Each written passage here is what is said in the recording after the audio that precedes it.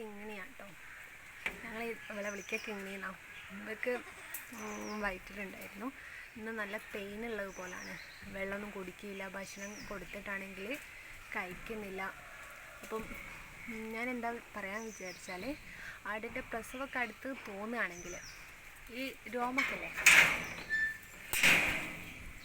ഈ കാൽമലത്തെ രോമൊക്കെ അതൊക്കെ വെട്ടി ക്ലീൻ ചെയ്തെടുക്കണം.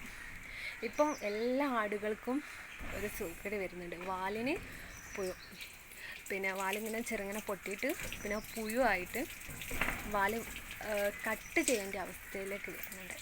അതില്ലാണ്ടിരിക്കാൻ എനിക്ക് ഡോക്ടർ പറഞ്ഞു തന്നതാണ്.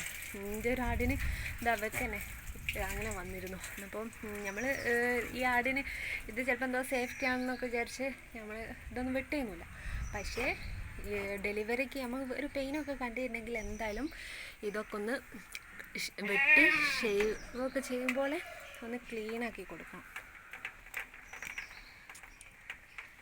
പിന്നെ കട്ടർ വെച്ച് നല്ലോണം വാലിൻ്റെ മുകളിലത്തതും അതല്ലാണ്ട് പിന്നെ ഡിസ്ചാർജും അതൊക്കെ ഇങ്ങനെ ഇതാവുമ്പം വാലുമേലൊക്കെ പറ്റി പിടിച്ച് പിന്നെ കാക്ക വന്ന് കൊത്തിയിട്ടാണ് അധികവും അങ്ങനത്തെ കേസ് വരുന്നത്. അതിനെക്കൊണ്ട് പിന്നെ ഫംഗസ് വന്നിട്ടും വരും കേട്ടോ. അതിനെക്കൊണ്ട് എന്തായാലും ആട് പ്രസവിക്കാനൊക്കെ ആയിട്ടുണ്ടെങ്കിൽ ഈ ടിപ്പ് എന്തായാലും അറിഞ്ഞു വെച്ചോളി. പിന്നെ മിണ്ടാപ്രാണികളാണ് സംഭവം. അപ്പോൾ ഇവർക്ക് പറയാനും പറ്റൂല എനിക്ക് വേദന ഉണ്ട് അതുണ്ട് എന്നൊന്നും. അപ്പോൾ പുഴു വന്നിട്ടുണ്ടെങ്കിൽ നമ്മൾ പെട്ടെന്നൊന്നും അറിയില്ല. ഇവരെ ലാസ്റ്റ് ചൊറിച്ചിലും ഇതൊക്കെ കാണുമ്പോഴേ നമ്മൾ മനസ്സിലാക്കൂ. എന്തായാലും ഈ ടിപ്പ് ഇനി ചെയ്തോ വേണ്ടേ.